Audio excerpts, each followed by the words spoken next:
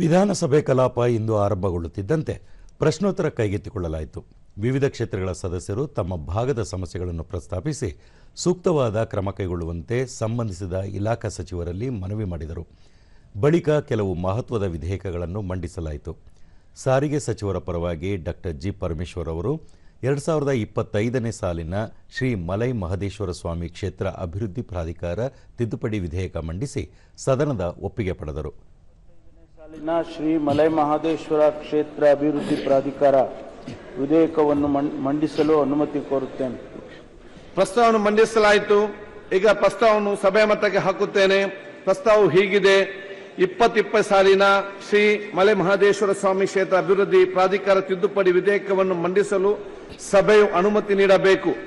ಪ್ರಸ್ತಾವದ ಪರವಾಗಿರು ಹೌದು ಎಂದು ಸೂಚಿಸಬೇಕು. ಪ್ರಸ್ತಾವದ ವಿರೋಧವಾಗಿರು ಇಲ್ಲ ಎಂದು ಸೂಚಿಸಬೇಕು. ಪ್ರಸ್ತಾವ ಹೌದನ ಪರವಾಗಿದೆ ಎಂದು ಭಾವಿಸುತ್ತೇನೆ. ಪ್ರಸ್ತಾವ ಹೌದನ ಪರವಾಗಿದೆ. ಪ್ರಸ್ತಾವ ಅಂಗೀಕೃತವಾಗಿದೆ. ಮಾನ್ಯ ಸಚಿವರು ಮಂಡಿಸಬೇಕು.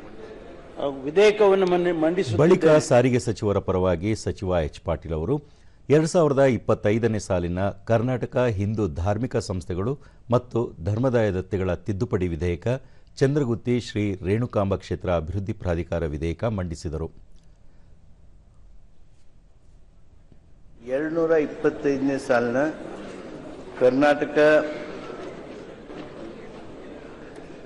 ನಂತರ ದಿನೇಶ್ ಗುಂಡೂರಾವ್ ಪರವಾಗಿ ಸಾಲಿನ ಚಂದ್ರಗುತ್ತಿ ಶ್ರೀ ರೇಣುಕಾಂಬ ಕ್ಷೇತ್ರದ ಅಭಿವೃದ್ಧಿ ಪ್ರಾಧಿಕಾರ ವಿಧೇಯಕವನ್ನು ಮಂಡಿಸಲು ಅನುಮತಿಯನ್ನು ಕೋರುತ್ತೇನೆ.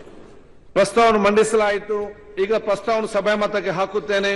ಪ್ರಸ್ತಾವವು ಹೀಗಿದೆ: 2020ನೇ ಸಾಲಿನ ಚಂದ್ರಗುತ್ತಿ ಶ್ರೀ ರೇಣುಕಾಂಬ ಕ್ಷೇತ್ರ ಅಭಿವೃದ್ಧಿ ಪ್ರಾಧಿಕಾರ ತಿದ್ದುಪಡಿ ವಿಧೇಯಕವನ್ನು ಮಂಡಿಸಲು ಸಭೆಯು ಅನುಮತಿ ನೀಡಬೇಕು.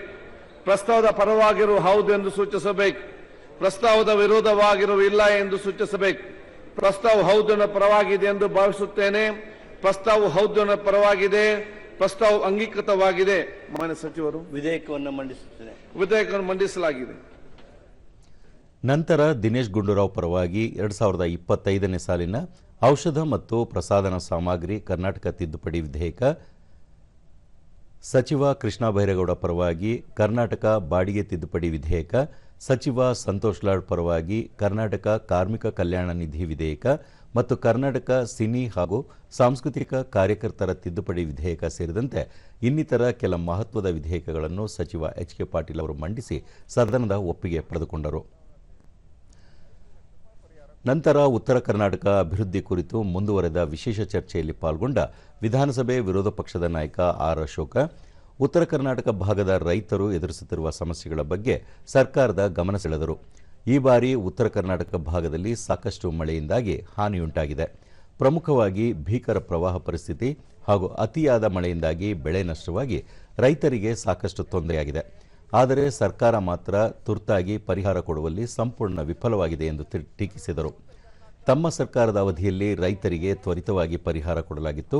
ಈ ಬಗ್ಗೆ ದಾಖಲೆ ಸಮೇತ ಮಾಹಿತಿ ನೀಡುವುದಾಗಿ ಹೇಳಿದ ಆರ್ ಅಶೋಕ, ರೈತರ ಪರ ಎಂದು ಹೇಳುವ ರಾಜ್ಯ ಕಾಂಗ್ರೆಸ್ ಸರ್ಕಾರ ಈವರೆಗೆ ಅನ್ನದಾತರ ಸಂಕಷ್ಟಕ್ಕೆ ಯಾವುದೇ ರೀತಿಯಲ್ಲಿ ಸ್ಪಂದಿಸಿಲ್ಲ. ಬರೀ ಕೇಂದ್ರ ಸರ್ಕಾರದಿಂದ ಬರುವ ಅನುದಾನವನ್ನೇ ಬಳಸಿಕೊಳ್ಳುತ್ತಿದ್ದು ಇಲ್ಲಿ ರಾಜ್ಯ ಸರ್ಕಾರದ ಪಾತ್ರವೇನು ಎಂದು ಪ್ರಶ್ನಿಸಿದರು. ಅದನ್ನು ಅರ್ಥ ಮಾಡಿಕೊಂಡು ಮನೆ ಕೊಡಿ ಅಂತ ನಾನು ಕೇಳ್ತಾ ಇದ್ದೀನಿ. ಅವರಿಗೆ ಪರಿಹಾರವನ್ನ ಕೊಡಿ ಅಂತ ಹೇಳ್ತೇನೆ.